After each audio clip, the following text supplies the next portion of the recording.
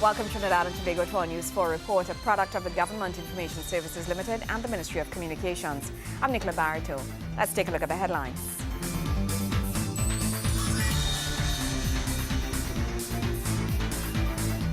September 9th, designated as Budget Day. Carini Green Initiative yields its first rewards.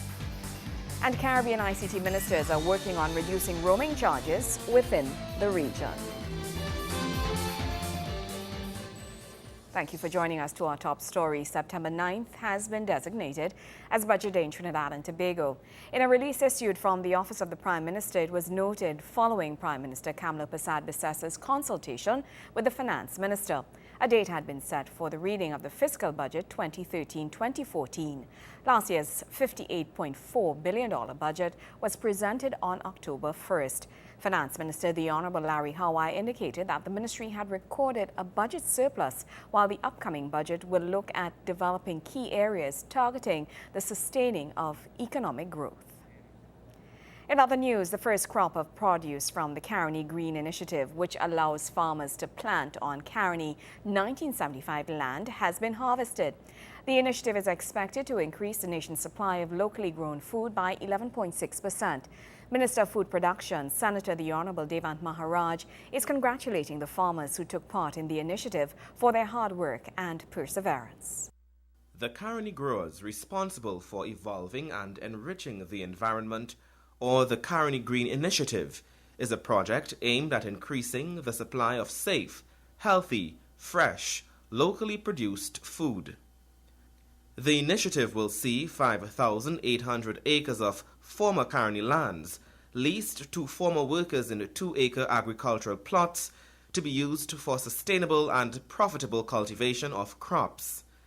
Minister of Food Production, Senator Devant Maharaj, says the initiative will guarantee consistently safe, healthy, locally produced foods. The Green Initiative is also modeled against the backdrop of producing safe and healthy foods, at the same time protecting the environment using proper usage of pesticides and fertilizers and implementation of various good agricultural products. This initiative, the Carini Green Initiative, guarantees a consistent quality supply of product each and every week. So with this initiative, it really gears and is aimed at trying to increase consistency. Minister of Finance, Senator the Honorable Larry Hawaii, says the CGI is also important to the economy as it ensures the government meets its commitments to its international lenders. This extension of this financing agreement will see another 31.7 million euros available to the government for financing the further development of former Carini lands. One of the conditions of this financing agreement is the increasing of local agricultural production by at least 10%. I am pleased to announce to the European Union that the Carini Green Initiative is on the move, and we are confident that within the next 2 years we will have 5,800 acres under cultivation and increase the level of food production by over the 10% requirement that they have established. The Finance Minister explains that a new business model called the Creating Shared Value model, which forges long-term symbiotic partnerships with key industry stakeholders in order to consistently achieve sustainability and profitability in operations, has ensured the profitability of the initiative. At the end of August, when approximately 325 acres, and that is this month, would have been cultivated, at a total cost of production of approximately 16.8 million, Carini would have invested 11 million, while the farmers would have invested approximately 6 million. This investment is expected to realize a profit of 12.5 million, with 7.5 million to the farmers and 4.5 million to the Carini Green Initiative. Meanwhile, Minister in the Ministry of the Environment and Water Resources, Ramona Ramdiel, says her ministry also sees the value in the Carini Green Initiative and will continually support it. Around the world, we are seeing an increase in lifestyle diseases or non-communicable diseases. And one of the reasons that scientists and, of course, doctors have identified is that of the high level of chemicals and toxic chemicals used to cultivate some of these crops. And therefore, I'm very, very pleased. And also, as being minister in the Ministry of Environment and Water Resources, we identify and realize the need for green farming, for sustainable environment, for preservation and conservation of the environment. And therefore, we give all the support to the minister and to the Ministry of Food Production to ensure that this project remains a very viable and very sustainable one in the future. Joseph Lopez, News 4. When we come back, national icons. Stay with us.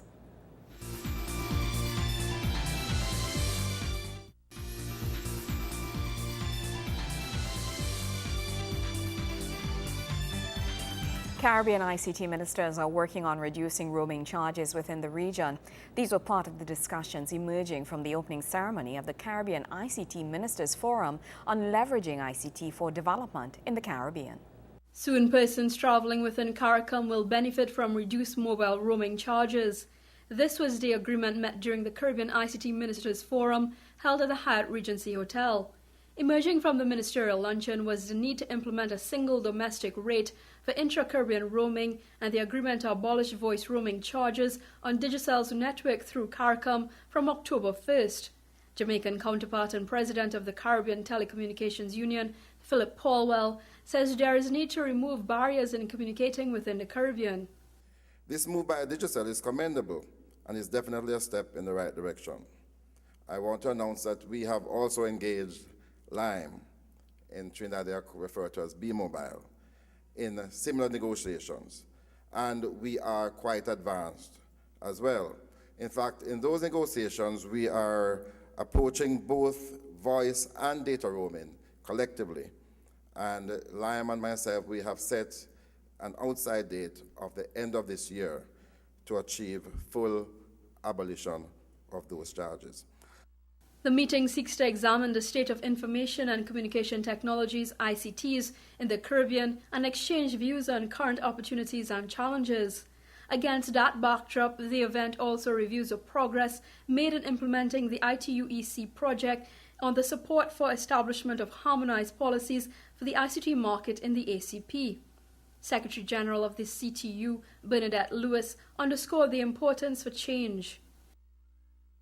In this age of rapid technological innovation, individuals who do not respond appropriately, organizations that do not respond appropriately to these phenomenal changes in the environment, they are going to die. This vision of ICT-enabled development cannot be done by any single organization. It is a collective responsibility that we need to take seriously, and we have to understand the realities of the environment in which we exist. There are forces beyond us that control world systems, and we have to understand how we are going to operate. It is a case of fighting, right, while defending the things that are good and right in our societies and in our countries. The Jamaican minister notes that development of the ICT forum in the region will assist in making the community attractive for investors while placing it in a position to grow its economies. ICTs today present us with infinite possibilities to improve our lives, our governments, and our businesses, plus endless opportunities to empower our people, to strengthen our democracies, and importantly, to generate wealth. As leaders, we have an obligation to seek out those opportunities and to convert those possibilities into realities. We know that ICTs have the power to truly make the world flat, that in the very near future, access to broadband internet will be the most important factor in whether and how much nations and people will be prepared to participate fully in the global knowledge-based digital society. Permanent Secretary in the Ministry of Science and Technology, Ray Sandy, says Trinidad and Tobago continues to make strides in optimizing ICT currently available to its fullest potential. We are presently working on developing a comprehensive science and technology policy which would promote, among other things, the enjoyability of the youth and facilitate knowledge-based innovation, development, and sustainable growth. The policy will provide a framework for a harmonized and coordinated approach to harness Trinidad and Tobago's collective talents and creativity, promote capacity building in human, financial, and infrastructural development, and effective networks and linkages for knowledge generation and sharing.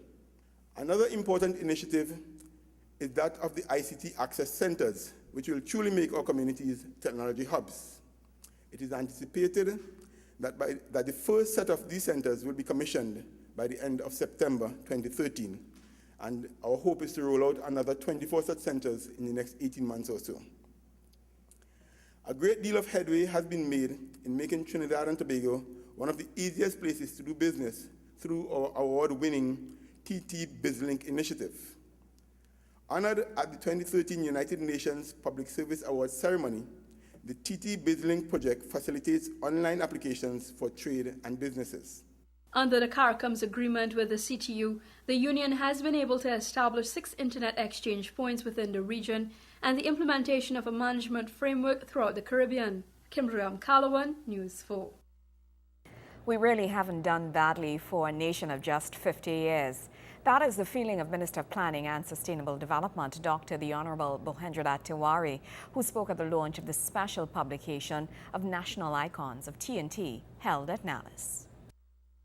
The publication pays tribute to 60 of this nation's outstanding citizens in the areas of creative arts, sports, media, politics, science, entrepreneurship, community service, and religion. After viewing a multimedia presentation of the icons, Minister Botiwari described it as moving. This really is not bad for a country that is 50 years old, that was once described as a colonial backwater, that has just 1.3 million people and is situated on the mouth of a not so crystally clear Orinoco River. He said, although we have accomplished so much, we seem to still be focused on the wrong things, perhaps until it's too late. And it's only then we will realize what we are, what we can do, and what has already been done. When you look at what we have achieved in terms of entrepreneurship and the people who represent it, politics and philosophy, architecture, science, media, community service, public service, religion, creative arts, cultural research, culture itself, sports, it really is quite amazing. The minister said the launch of the publication was a culmination of the celebration of these personalities, which started with a lavish ceremony in May at the Hilton. And I think the thing about all of these icons is that in living in their country, whatever the condition, and I want to say I know a lot of these icons personally because they have lived in my lifetime. And I've had opportunity to interact with them, and of course I've read the daily happenings in the history of our country through the newspapers and elsewhere. And many of these people were not really recognized in their time. And many of these people, some of them were ignored in their time. And many of these people were heavily criticized for what they might have been doing at any given moment. And many of these people were pilloried from time to time for various acts or statements or issues that may have come up that surrounded them. And it is good to remember that. Some of the icons who were recognized posthumously included philosopher and economist Lloyd Best, trade unionist Tubal Uriah Buzz Butler, dancer Beryl McBurney, artist Carlisle Chang, and chutney soca pioneer Sundar Popo, fashion designer Mailing, pan fraternity figures Len Bugsy Sharp, Ray Hallman, Ellie Manette and Jit Samaru, cricketer Brian Lara, Olympic gold medalist Hazley Crawford, and writers Earl Lovelace and Sir Vivian Naipaul are some of the honorees who are still alive. Joseph Lopez, News 4. When we come back, red steel shows its strength. Stay with us.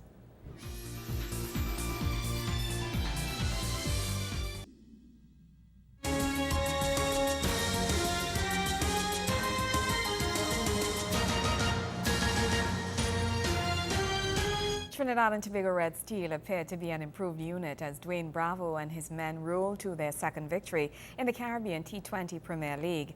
The Antigua Hawksbill came to the Queen's Park Oval to face a buoyant and aggressive unit in need of wins and were undone by a decent team effort which almost went awry. Wayne Cunningham has the details. Trinidad and Tobago Red Steel captain Dwayne Bravo won the toss and chose to bat first as they faced the Antigua Hawksbills on Sunday at the Queen's Park Oval. But Kevin O'Brien did not inspire confidence and was the first to go as he was bowled in the second over by Sheldon Cotterell for 9. New Zealand hard hitter Ross Taylor joined Adrian Barrett and they took the fight to the Hawksbills as they put on 54 for the second wicket.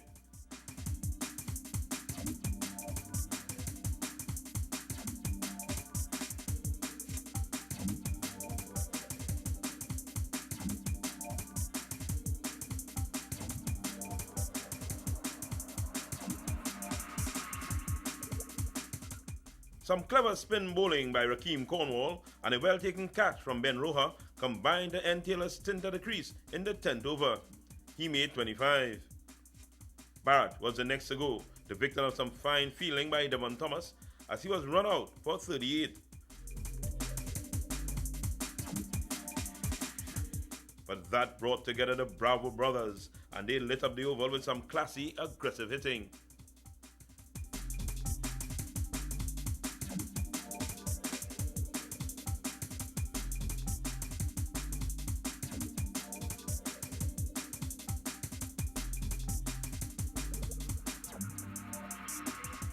They went on to put on 73 for the fourth wicket, and both were particularly harsh on Thomas as they hit shots all over the park.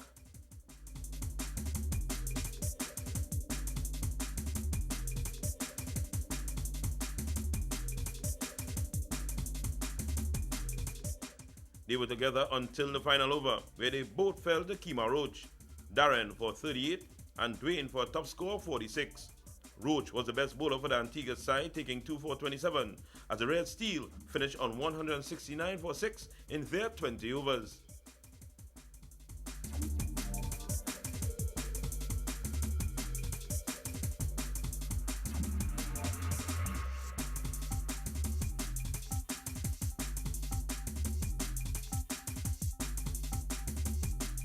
Johnson Charles and Kyron Powell got the Hawksbill off to a good start in pursuit of the target.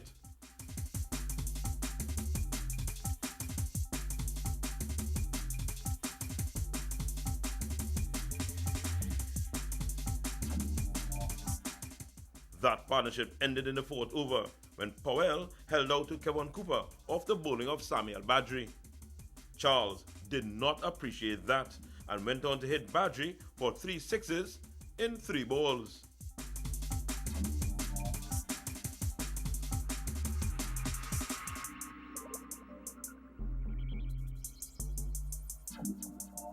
The Steel kept plugging away though and did well in the field as demonstrated by this Kevin O'Brien catch of the bowling of Dwayne Bravo.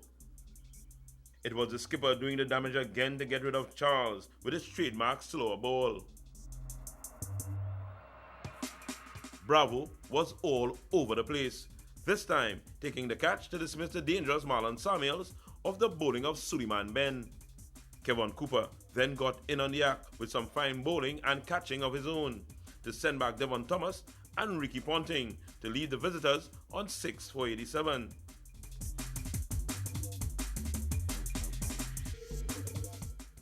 A revised total of 134 in 15 overs was implemented due to some early rain interruptions, and this gave the Hawksbills some hope.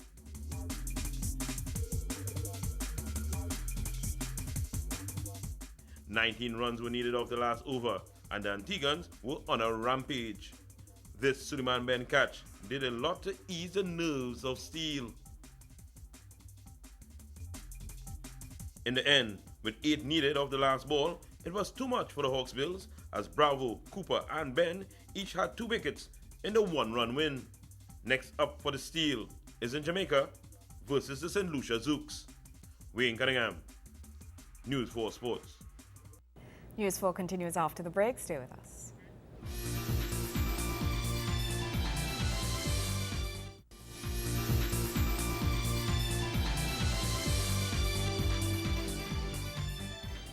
Prime Minister the Honorable Kamla Persad-Bissessar hosted her annual Emancipation Luncheon.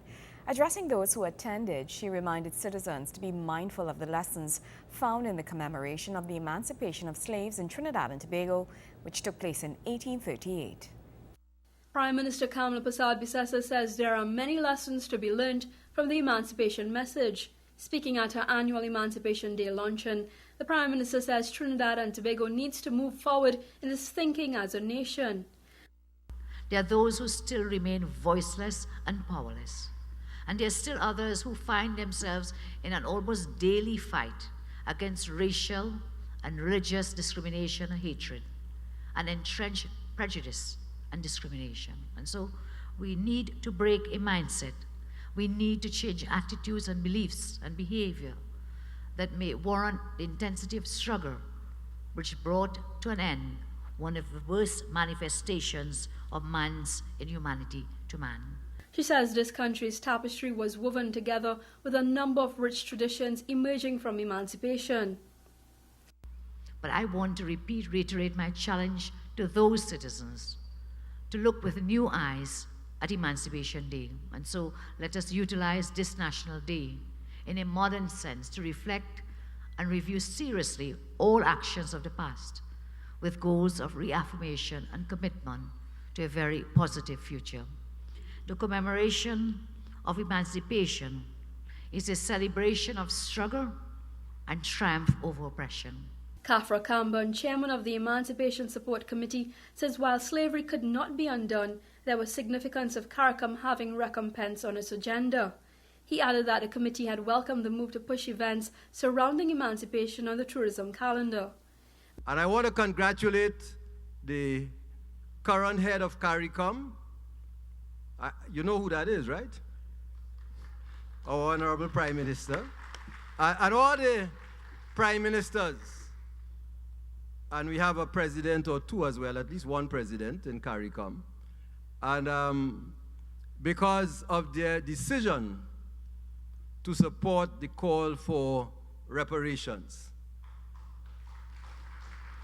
There's past wrongdoing that has to be, recompensed. We've had a very good collaboration with the Ministry of Tourism this year. It didn't begin this year. It started a few years ago. But one of the special things for this year's Emancipation was a conference of travel agents, the travel professionals of color that is based in the United States of America.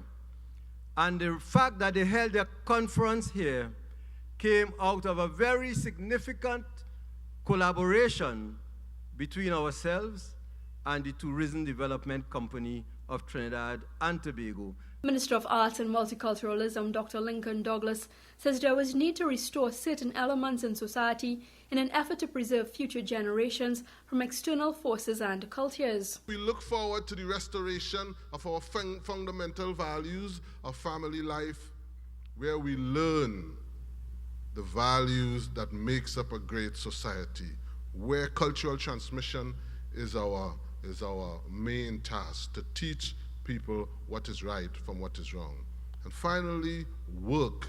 You have to produce something. No civilization will survive without producing something significant. That was the truth back then, that you had to have something to trade, you had to have something to give, you had to have something to talk about, you had to have something to demonstrate that you are worthy of your time and space on this planet. And so we speak to the people of African descent, and we speak to all our peoples that we have to work. The Bible puts it this way: if you don't work, you're not supposed to eat. And the purpose of working is to be able to help others. Meanwhile, persons who attended the event were treated to entertainment from Calypsonian brother Valentino, the Wasafoli dance group, and others. Kimberly Calawan, News 4. Well, that's how we wrap up this edition of our News 4 report, a product of the Government Information Services Limited and the Ministry of Communications. I'm Nicola Barreto. Thank you for joining us.